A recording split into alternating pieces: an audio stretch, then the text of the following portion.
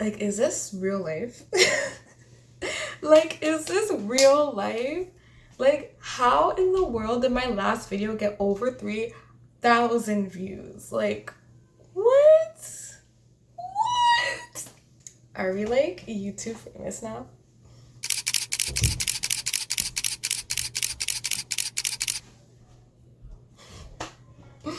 No, but seriously, guys, I am so shocked and like amazingly thankful for all those views and all the positive comments I got. But you know, all the negative comments I got, you guys can go to hell. But I'm over the freaking moon. Hey guys, I'm Smith Bay and welcome back to my channel. Kick off your shoes, relax, stay a while because why not stay? If you're new here, hello, welcome. Stay as well. Because we going viral now, so you might as well just stay and be like, yeah, I was here from the start. You know what I mean? Yeah. So with this video, we will be talking about how to stop your yeast infections and how to like stop the smell. If your kitty cat, your punani is kind of like not smelling great, you know what I mean? We're here to talk about that. But a disclaimer, you know that this is the prevention side. So I don't want to hear that like, hey Smith Bay, I followed your tips and now I'm in an asylum. Like, girl, I don't know how to help you, girl. So for my girls that are watching this, I hope that you are checking yourself yearly, getting your yearly pap smears and making sure that everything is okay down there. Because could be a cause of why you're getting these yeast infections, is because maybe there's something going on. So it's good that you are checking yourself yearly, or at least more than that. Like every time you feel that something is up with your body, that you are going to your doctor, your physician, and checking to make sure everything is okay. Because yeast infection is a bacteria. If you are having any STDs or STIs, that could be a cause of a lot of things that you're going through, that's going on throughout your body, that is abnormal. So if you're not checking those things with your physician, then that's already your step one. So go get checked out. I struggled with yeast infections as a kid. Apparently, even my mom told me as a baby, I would get a lot of them. I don't know why. So if you're here like, why do you get yeast infections? Like, or what's the science behind that? Wrong video, because I don't know.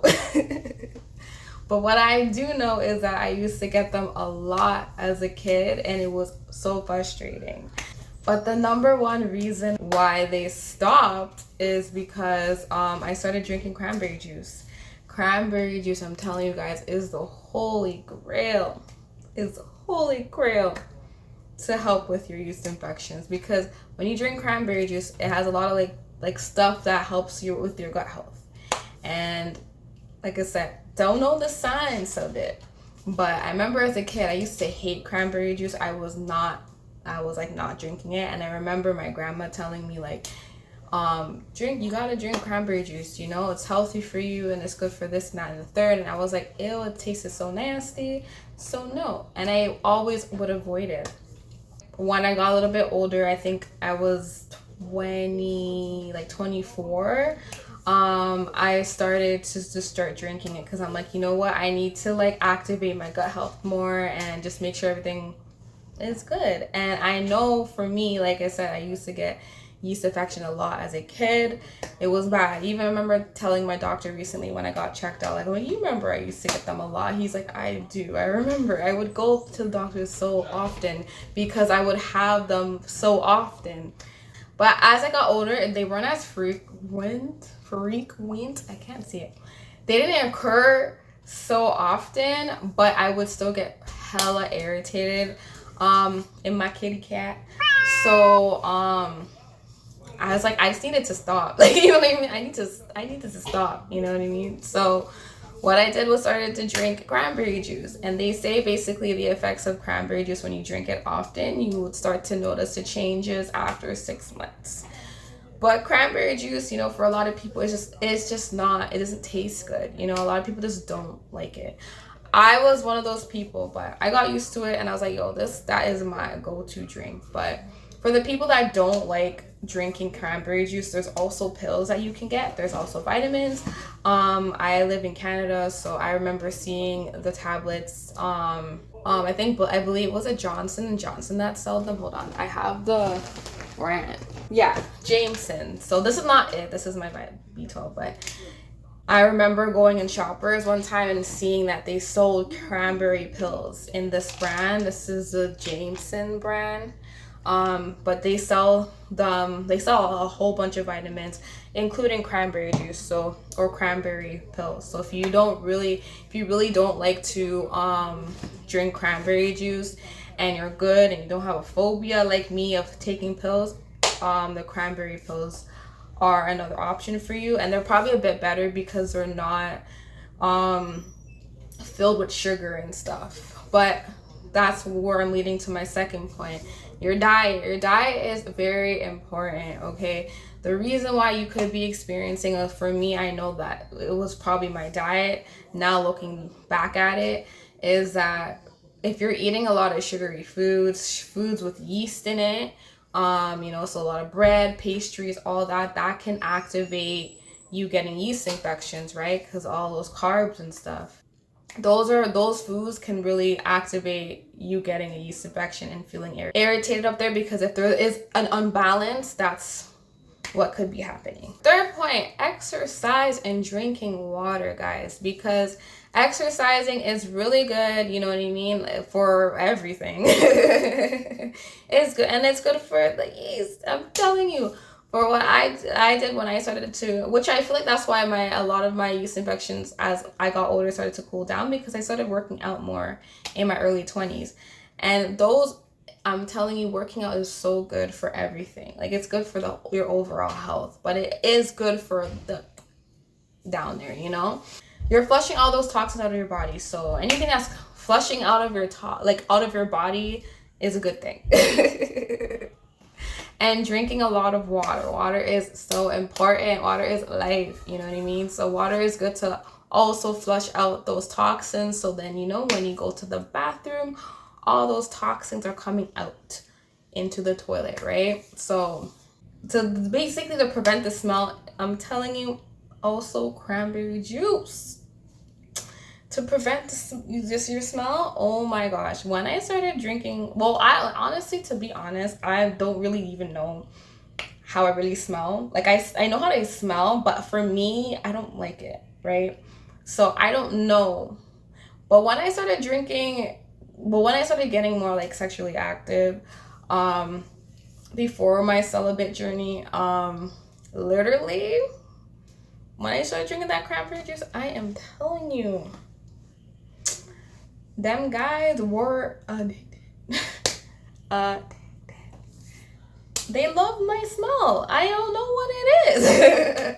I don't know what it is. I can't tell you guys. I don't know the science, but they loved it down there. So, and all I've been drinking was my cranberry juice. I haven't really changed my diet too much, but what I added to it was that cranberry juice, and I would drink it all the time.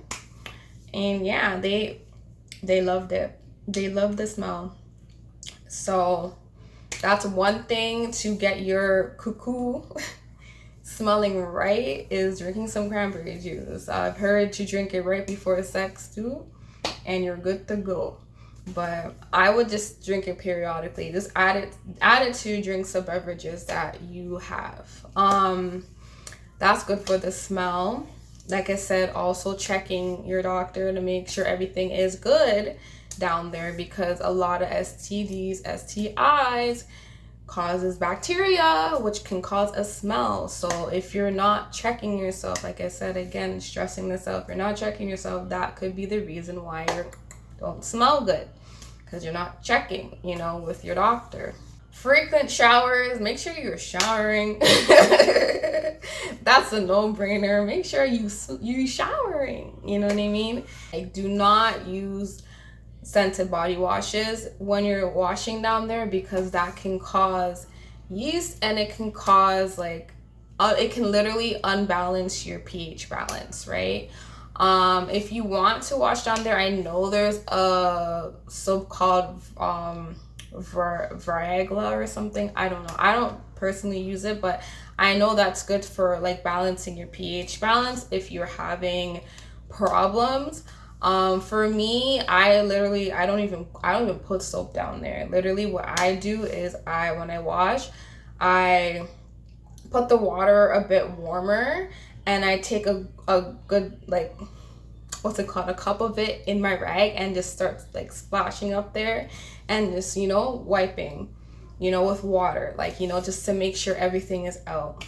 Because I don't like, it's not like they said, like, you always want to smell like roses up there, you know what I mean? But everybody has their natural smell. It is what it is. And when you're putting soap up there that is scented and all that, it can throw your thing off, and you be doing more harm than you're doing good. So make sure you're showering, you're not using like scented soaps up there, because that can throw off the pH balance, and that's probably why you're experiencing a smell that you don't like, that your man don't like, or your woman don't like, whoever you're dealing with, and then irritation.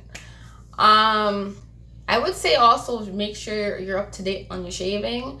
I won't lie, I'm a bushy girl. But not regularly, but when it starts to get a little bit out of control, especially in the summer months, we gotta mow the lawn. You know, we gotta mow the lawn. So I feel like if you're one of those girlies that, you know, are more on the bushier side and keep it bushy, definitely make sure that you're mowing the lawn for a couple months in the year, because that can cause a smell too, because it gets hot up there, especially during the summertime. So, you know, make sure you're frequently kind of like, you know, at least twice a month or twice every 3 months. I don't know your schedule, right? But I'm just saying, especially when you're in hot climates, and it's right now, like I said, I'm in Canada, so it's summertime, so I'm making sure I'm trimming and mowing the lawn more frequently than I would have done in the winter time. So that can also cause a smell, because like I said, it will get hot up there. It gets hot, especially if you work a lot, especially if your job is moving on your feet a lot, you know what I mean? Or if you're even sitting down, sometimes it gets sweaty. It gets sweaty, you know what I mean? It's still skin. So, but anyways, yeah, that is the end of my video. I hope you guys enjoyed it. And yeah, if you haven't checked out my last video, check it out now, because it's going viral, okay? Sometimes heartbreak pays off. Sometimes hard lessons pay off, because it's paying off, you know? But I'm really thankful for all the people that tuned in for that video. I love to see like a lot of the comments out there saying that, like, you know, that they went through the same situation, and, you know, and a lot of them that felt how I felt. Like, it's very appreciated. I'm reading them and loving them, and y'all are amazing, so thank you for that. Again, also, I am building a community on my Facebook, so if you are a YouTuber and you want to build a community, or just want more eyes on your stuff, check out my description box. There is a link in there, and also I put it in the comments for my Facebook group, so you can post your content there, because it is already hard on here. So why are we making it harder? Pause. Why are we making it more challenging? You know, so if you want to join the group, man. And yeah, that's it. See you guys in the next one.